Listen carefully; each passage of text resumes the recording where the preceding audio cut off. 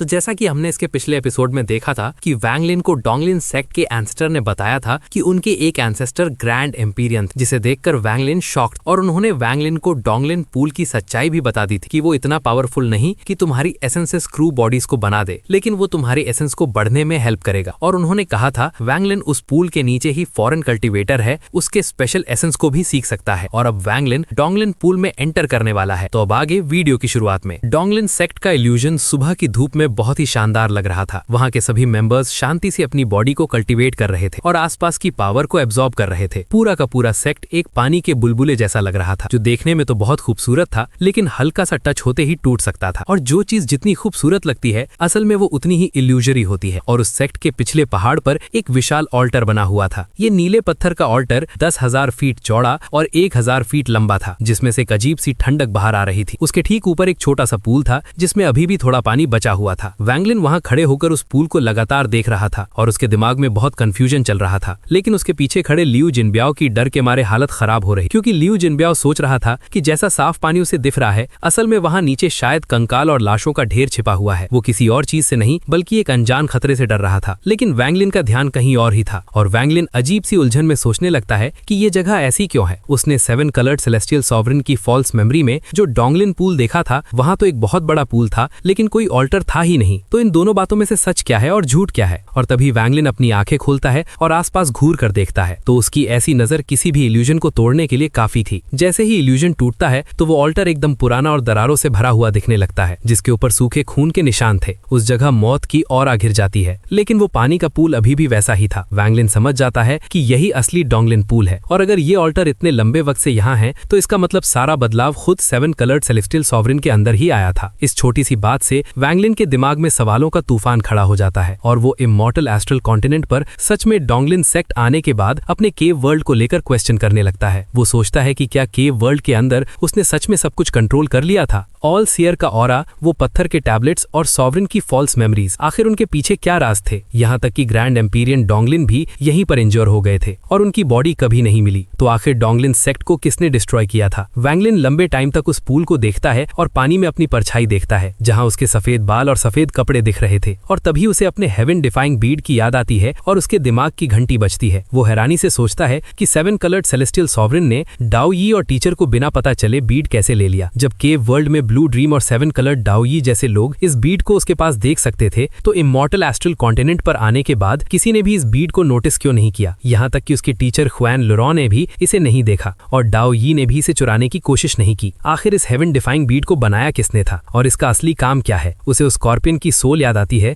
जो ब्लैक बीड बोल रही थी। तो क्या इसका मतलब कोई ब्लैक बीड भी एग्जिस्ट करता है? वैंग लिन ठान लेता है कि अगर वो इस सेक्ट के डिस्ट्रॉय होने का राज जान लेगा, तो उसे केव वर्ल्ड के सारे राज पता चल जाएंगे। हालांकि इस जगह का राज जानने में इंपीरियल टीचर जैसे लोग भी 3 दिन तक कंफ्यूज होकर अपनी मेमोरी खो बैठे थे, लेकिन वैंग लिन पीछे नहीं हटने वाला था। और अब वैंग लिन पूल के पास बैठ जाता है और दूर बने टेम्पल की तरफ देखने लगता है। उसकी बॉडी का ऑरा धीरे धीरे गायब होने लगता है और वो एक अजीब स्टेट में चला जाता है। लियू जिनब्याओ जब घूम कर देखता है, तो उसे लगता है जैसे वैंग लिन इस दुनिया का हिस्सा ही नहीं है और ये वर्ल्ड उसे रिजेक्ट कर रहा है, क्योंकि वैंग लिन ने अपनी बॉडी को उस वर्ल्ड के साथ और अपने डिवाइन सेंस को वॉइड के साथ फ्यूज कर लिया था। वो अपने ड्रीम डाओ और फ्लोइंग टाइम को मिलाकर एक ऐसी मिस्टीरियस पावर बनाता है जिससे वो समय में पीछे जा सके, और इसके लिए वो ग्रेट सोल सेक्ट की गोस्टली सेल का यूज करता है। ड्रीम में समय हजारों साल पीछे चला जाता है और वैंग लिन को वही खूबसूरत डोंगलिन सेक्ट दिखाई देता है। सब कुछ शांत था। सेक्ट के डिसाइपल कल्टिवेट कर रहे थे, आसमान में सेलेस्टियल क्रेन्स उड़ रहे थे और एक औरत छोटे बीस्ट को प्यार से पिल्स खिला रही थी। पूरा का पूरा सेक्ट उसी खूबसूरत बुलबुले की तरह चमक रहा था जिसमें जिंदगी भरी हुई थी। और तभी अचानक आसमान काला पड़ जाता है। किसी ने उस खूबसूरत बुलबुले को टच कर दिया था, जिसकी वजह से वो टूट जाता है। पानी भरने वाले डिसाइपल जमीन पर गिर पड़ते हैं और एक दूसरे से बात करने वाले लोग अचानक से बुरी तरह इंजर हो जाते हैं और उनकी बॉडी कॉप्सेस बन जाती है। हर तरफ डर भरी चीखें गूंज उठती हैं। डोंगलिन सेक्ट के लोग लगातार इंजर होकर मरने लगते हैं और तभी आसमान में सूरज के ठीक नीचे एक धुंधला सा फिगर दिखाई देता है। सूरज की रोशनी की वजह से उस फिगर का चेहरा बिल्कुल भी साफ नहीं दिख रहा था। वैंग लिन जैसे ही उस चेहरे को देखने की कोशिश करता है, तो उसके सर में एक ऐसा भयानक दर्द उठता है जो उसने अपनी पूरी जिंदगी में कभी फील नहीं किया था। और तभी वैंग लिन की आंखें अचानक खुल जाती हैं। उसकी आंखों में खून जमा हो गया था और पूरा चेहरा तरह पसीने से भीग चुका था। वो इतना कमजोर लग रहा था जैसे उसके अंदर जान ही न बची हो। लिू जिनब्याओ घबराते हुए उसके पास आता है और मास्टर कहकर चिल्लाता है। वैंग लिन बड़ी मुश्किल से इशारा करता है कि वो ठीक है और हाँफते हुए उससे पूछता है कि वो कितनी देर तक उस स्टेट में था। लिू जिनब्याओ डरते हुए जवाब देता है कि उसने बस एक पल के लिए आंखें बंद की और ऐसा लगा कि वो गायब हो गया और तुरंत ही उसने आंखें खोल ली। ये सुनकर वैंग लिन पूरी तरह हैरान हो जाता है क्योंकि उसने उस ड्रीम डाउ में बहुत लंबा वक्त बिताया था। वो घबरा जाता है कि शायद किसी ने उसकी मेमोरी के साथ छेड़छाड़ की है। उसे मौत का एहसास होने लगता है क्योंकि अगर वहां उसकी मौत हो जाती तो वो सच में हमेशा के लिए खत्म हो जाता और उसका 3 लाइफ स्पेल भी काम नहीं आता। थोड़ी देर बाद जब वैंग लिन शांत होता है तो वो दोबारा पूल के अंदर उतर जाता है। पानी उसकी कमर तक आ रहा था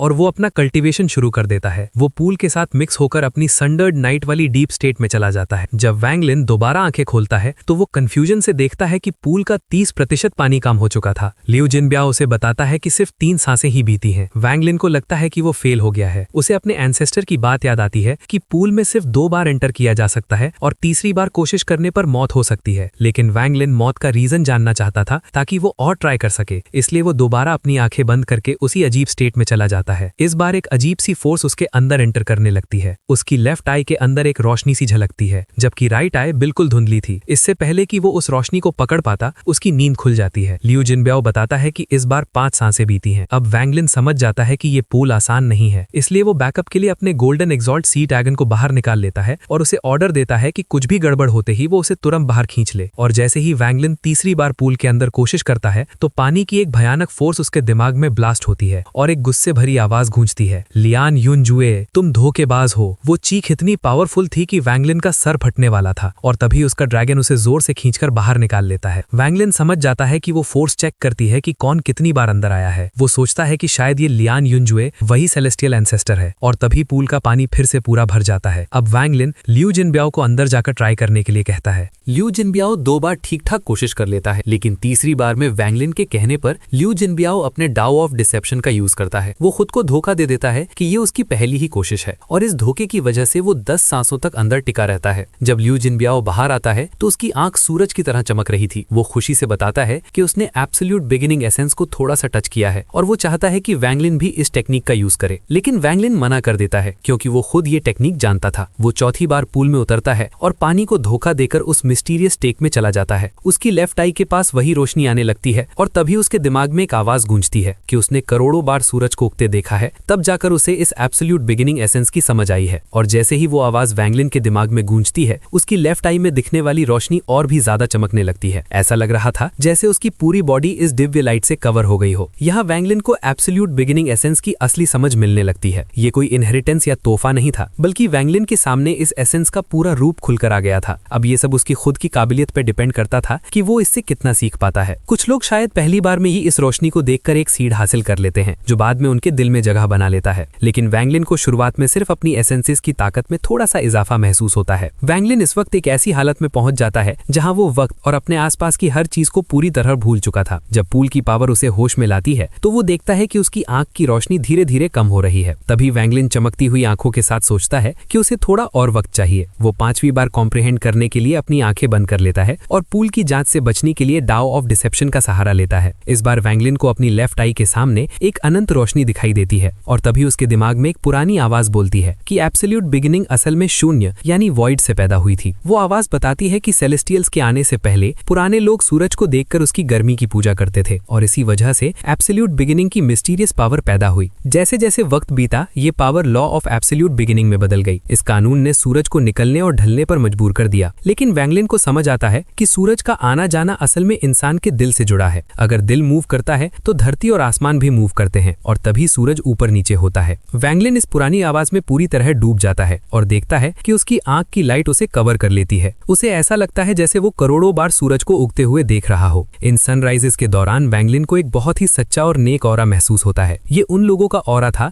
जो अपने हर फैसले की जिम्मेदारी लेते हैं। जब वो 5वीं बार अपनी आंखें खोलता है तो उसकी लेफ्ट आई में सूरज का एक आउटलाइन बनने लगता है। वैंग लिन अपने आप से कहता है कि वो एब्सोल्यूट बिगिनिंग के लिए नया नहीं है। उसने केव वर्ल्ड में सनडर्ड नाइट बनाया था जिसमें पहले से ही इस पावर का अंश था, पर अब वो इसे एक असली एसेंस की तरह मास्टर कर रहा था। वक्त तेजी से गुजरने लगता है और वैंग लिन 6ठी बार पूल में डूब जाता है। अगले दिन सुबह होने से ठीक पहले जब चारों तरफ अंधेरा था, वैंग लिन अपनी आंखें खोलता है। उसकी लेफ्ट आई से इतनी तेज रोशनी निकलती है कि अंधेरा आधे घंटे पहले ही खत्म हो जाता है। वो समझ जाता जाता है कि एब्सोल्यूट बिगिनिंग एसेंस को समझने का मतलब है सूरज के निकलने को कंट्रोल करना और दिन रात को उलट देना। उसका सनडर्ड नाइट अब सिर्फ एक स्पेल नहीं रहा, बल्कि वो सूरज की जगह ले सकता है। लियू जिनब्याओ और सी ड्रैगन डरकर पीछे हट जाते हैं। जब वैंग लिन आसमान में उड़ता है तो ऐसा लगता है जैसे वो खुद एक उगता हुआ सूरज हो। नीचे बैठे डोंगलिन सेक्ट के एंसेस्टर भी हैरान रह जाते हैं कि ये असली सूरज है या कोई स्पेल। पूरा दिन आसमान में खड़े रहने के बाद जब सूरज ढल जाता है और अंधेरा होता है तो वैंग लिन दोबारा पूल में चला जाता है। वो सोचता है कि अगर एब्सोल्यूट बिगिनिंग सनराइज है तो सनसेट यानी सूरज ढलने को कंट्रोल करने वाला भी एक एसेंस होना चाहिए। अब वो अपनी राइट आई पर फोकस करता है। शुरुआत में सब धुंधला होता है, लेकिन धीरे धीरे वहाँ घना अंधेरा छाने लगता है। उसका माइंड दो हिस्सों में बंट जाता है, एक तरफ रोशनी और दूसरी तरफ सनसेट के बाद का अंधेरा। वो लो वॉइस फिर से गूंजती है और बताती है कि एब्सोल्यूट बिगिनिंग के बाद एब्सोल्यूट एंड आता है, जो हर तरह के अंधेरे को रिप्रेजेंट करता है। 3 महीने तक वैंग लिन हर सनराइज और सनसेट को गौर से देखता है। एब्सोल्यूट बिगिनिंग पर तो उसने काबू पा लिया था, लेकिन एब्सोल्यूट एंड को समझने में उसे थोड़ा वक्त लग रहा था। इस तरह देखते ही देखते 8 साल और फिर 5 साल यानी कुल मिलाकर 13 साल बीत जाते हैं। इन 13 सालों में वैंग लिन ने दोनों एसेंसेस पर अपनी पकड़ मजबूत कर ली थी। उसके बाल काफी लंबे हो चुके थे। जब वो अपनी आंखें खोलता है तो लेफ्ट आई में सूरज चमक रहा था और राइट आई स्याही की तरह काली थी। वैंग लिन सोचता है कि उसकी थंडर बॉडी में अब 5 एसेंसेस होंगे जो उसे एक बड़ा ब्रेक थ्रू दिलवाएंगे। वो अपनी थंडर बॉडी को बाहर निकालता है, जिसका चेहरा एकदम ठंडा और गुस्से वाला था। वो अपनी थंडर बॉडी का सफेद चोगा बदलकर उसे ब्लैक रोब पहना देता है, क्योंकि उसमें तबाही यानी डिस्ट्रक्शन की पावर थी। फिर वो अपना एब्सोल्यूट बिगिनिंग और एब्सोल्यूट एंड एसेंस उस बॉडी के अंदर भेज देता है। दोनों एसेंसेस के मिलते ही थंडर बॉडी कांपने लगती है। स्लॉटर, थंडर और डार्कनेस मिलकर एक ऐसी ताकत बनाते हैं जो पूरी दुनिया को मिटा सके। वैंग लिन को लगता है कि शायद वो इसे कंट्रोल नहीं कर पाएगा, लेकिन वो रुकता नहीं है। रिस्ट्रिक्शन एसेंस इस तबाही को रोकने के लिए एक सील की तरह काम करता है। इस कश्मकश में थंडर बॉडी एक बैलेंस बनाती है। फिर वो बॉडी वैंग लिन के साथ फ्यूज हो जाती है और तभी एक धमाके के साथ वैंग लिन मिड स्टेज वॉइड ट्रिबुलेंट पर पहुंच जाता है। पूरा मौसम बदल जाता है और आसमान के बादल गायब हो जाते हैं। ब्रेक थ्रू के बाद वैंग लिन शांति से खड़ा होता है। वो सी ड्रैगन पर सवार होता है और डोंगलिन पूल की तरफ झुककर सम्मान प्रकट करता है। वो उस पुराने एंसेस्टर को भी देखता है जो हजारों सालों से अकेले इस सेक्ट की रखवाली कर रहे थे। वैंग लिन वहां से निकलकर एक पहाड़ी पर बैठ जाता है और 3 महीने तक अपनी नई ताकत को संभालता है। अब उसका अगला मकसद एम्पीरियन ट्रायल है। वो एक्साइटेड है ये देखने के लिए कि इस बार वो कितने पैलेसेस पार कर पाएगा। वो अपने डिवाइन सेंस को आसमान की तरफ भेजता है और पलक झपकते ही एम्पीरियन ट्रायल के मैदान में पहुंच जाता है। वहां मौजूद सारे एम्पीरियन एग्जॉल्ट्स उसे देखते ही चिल्लाने लगते हैं। व्हाइट हेड एम्पीरियन एग्जॉल्ट वापस आ गया। सब हैरान थे कि पिछली बार 4 फ्लोर पार करके जाने वाला ये बंदा इस बार क्या करेगा। वहां झू लिन नाम का एक घमंडी कल्टीवेटर भी खड़ा था जो वैंग लिन को देखकर थोड़ा चौंक जाता है। वैंग लिन का इरादा साफ था, उसे रैंक 1 बनना है और सबको अपनी असली ताकत दिखानी है।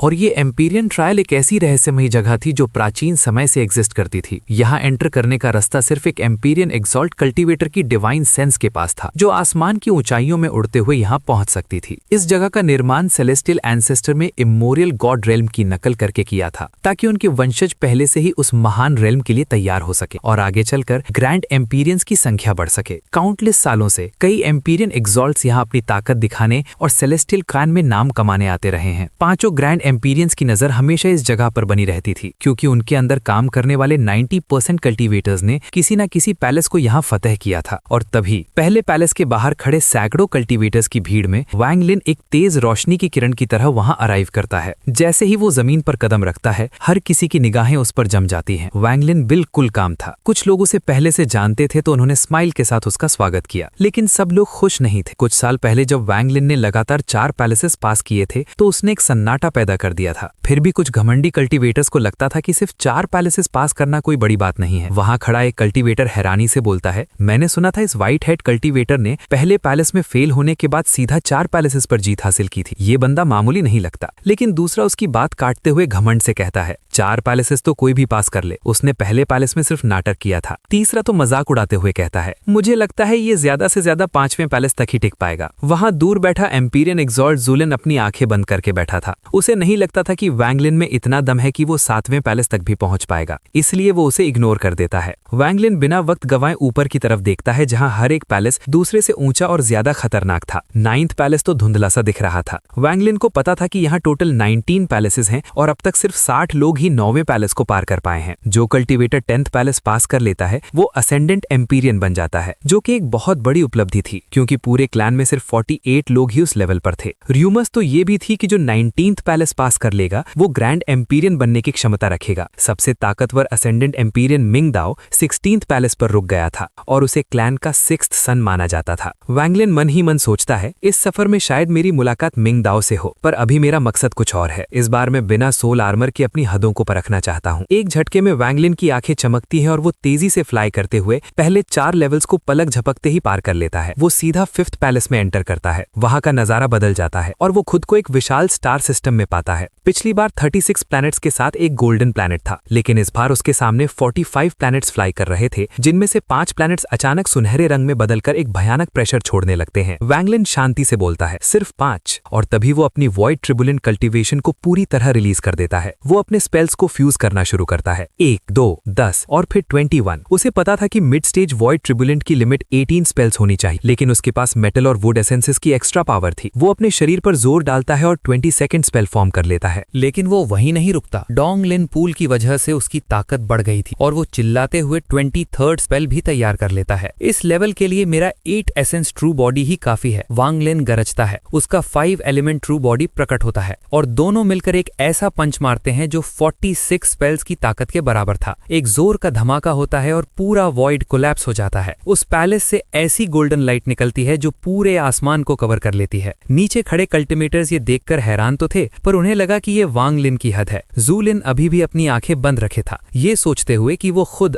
8वें पैलेस को कैसे पास करेगा। लेकिन असली शौक तो तब लगता है जब वांग लिन बिना रुके 6th पैलेस में कदम रखता है। सैकड़ों कल्टीवेटर्स की सांसें अटक जाती हैं। एक एल्डर कहते हैं, अगर इसने ये पास कर लिया तो ये दोस्ती करने लायक बंदा है। और सिर्फ 7 ब्रेथ्स बीतते ही 6th पैलेस से ऐसी रोशनी निकलती है जो पहले से भी ज्यादा तेज थी। भीड़ में शोर मच जाता है। सिर्फ 7 ब्रेथ्स में 6th पैलेस फतह है। इसका मतलब ये कम से कम 50 स्पेल्स फ्यूज कर सकता है। अब सब सीरियस हो चुके थे। जू लिन ने भी अपनी आंखें खोल दी थी। वांग लिन अब 7वें पैलेस की तरफ बढ़ता है। नीचे सन्नाटा छा गया था। सब लोग काउंट करने लगते हैं। 1 सांस, 2 सांस और 5वें सांस पर 7वां पैलेस सूरज की तरह चमक उठता है। वांग लिन जब बाहर निकलता है तो उसका ऑरा इतना खतरनाक था कि कल्टीवेटर्स डर से कांपने लगे। उसने जू लिन की बराबरी कर ली थी, लेकिन वांग लिन रुकने वाला नहीं था। वो सीधा 8वें पैलेस की तरफ निकल जाता है। लोग चिल्लाने लगते हैं, ये पागल है। जू लिन तक वहां फेल हो गए थे। सबको लगा था कि इसमें घंटों लगेंगे, लेकिन सिर्फ 3 ब्रेथ्स के अंदर ही 8वां पैलेस ऐसी रोशनी से निर्मल हो उठता है जो पिछले हजारों सालों से नहीं चमकी थी। जू लिन का चेहरा पीला पड़ जाता है। वो हैरानी में चिल्लाकर पूछता है, आपका असली नाम क्या है? वांग लिन नीचे देखकर शांति से कहता है, वांग लिन। और इतना कहकर वो बादलों में छुपे उस 9वें यानी 9th पैलेस की तरफ उड़ जाता है जो एम्पीरियन एग्जॉल्ट्स की ऊंचाइयों का शिखर था। उसका मन अब बिल्कुल शांत था, जैसे किसी पुराने कुएं का ठहरा हुआ पानी। और सदर्न कॉन्टिनेंट के दाओई सेक्ट में माहौल काफी शांत और सुकून भरा था। ये सेक्ट पूरे सेलेस्टियल क्लैन में अपनी ग्रैंड एम्पीरियन दाओई की वजह से बहुत मशहूर है। यहाँ के बैक माउंटेन में एक वाटरफॉल गिर रहा था, जहाँ पास के पॉन्ड के किनारे एक यंग मैन डाओइस्ट रोप पहने खामोशी से बैठा था। वो एक विलो ब्रांच से फिशिंग करने का नाटक कर रहा था, लेकिन उसका ध्यान कहीं और था। और तभी जैसे ही वांग लिन 8th पैलेस को पार करता है तो वो यंग मैन अपनी आंखें खोल लेता है। वो आसमान की तरफ देखते हुए हल्का सा स्माइल करता है और धीरे से बोलता है, 8th पैलेस पार कर लिया। वो अपनी विलो ब्रांच को हिलाता है जिससे पॉन्ड के पानी में रिपल्स बनते हैं और वहां एम्पीरियन ट्रायल का पूरा सीन साफ दिखने लगता है। वहीं दूसरी तरफ नॉर्दर्न कॉन्टिनेंट का नजारा बिल्कुल अलग था। यहाँ का ज्यादातर हिस्सा हमेशा बर्फ से ढका रहता है और तेज हवाएं किसी भूत के रोने जैसी लगती हैं, जिसे देखकर नए कल्टीवेटर्स अक्सर डर जाते हैं। यहाँ एक पुराना ग्लेशियर था जो तलवारों की तरह आसमान को चीर रहा था, और ये जगह किसी और की नहीं बल्कि ग्रैंड एम्पीरियन वू फैंग का केव था। वहाँ एक लंबा और बाल्ड मिडिल एज्ड कल्टीवेटर बैठा था। ग्लेशियर से रिफ्लेक्ट होती लाइट में उसे साफ दिखता है कि वांग लिन अब 9th पैलेस की तरफ बढ़ रहा है, और ये देखकर उसकी आंखें चमकने लगती हैं। सच तो ये है कि जब भी कोई 8th पैलेस पार करता है तो सभी ग्रैंड एम्पीरियंस को इसका पता चल जाता है। अब बात करते हैं सेंट्रल कॉन्टिनेंट के माउंट एम्परर की, जहाँ एक बेहद खूबसूरत औरत गिरती हुई पत्तियों के बीच खड़ी थी। उन पत्तियों के अंदर ट्रायल का लाइव सीन चल रहा था। उसके पास एक लेजी सा बूढ़ा आदमी बैठा था जिसे इन सब चीजों में कोई खास इंटरेस्ट नहीं दिख रहा था। वो औरत धीरे धीरे बोलती है, टीचर, अगर ये 9th पैलेस पार कर लेता है तो क्या आप इसे रिक्रूट करेंगे? बूढ़ा आदमी अपनी आंखें खोलता है और बोलता है कि अगर वो हर 9th पैलेस पार करने वाले को रिक्रूट करने लगा तो माउंट एम्परर पर बहुत ज्यादा शोर और भीड़ हो जाएगी। वो समझाता है कि दाओई और वू फैंग नए ग्रैंड एम्पीरियंस हैं, इसलिए उन्हें अपनी पावर पावर बढ़ाने के लिए और अपने रीइंकार्नेशन के वक्त हिफाजत के लिए नए लोगों की जरूरत है। लेकिन उस बूढ़े आदमी के लिए ये सब जमीन पर चलने वाली चींटियों जैसे हैं। वो साफ कहता है कि अगर ये बंदा मिंगदाओ की तरह 15th पैलेस पार करेगा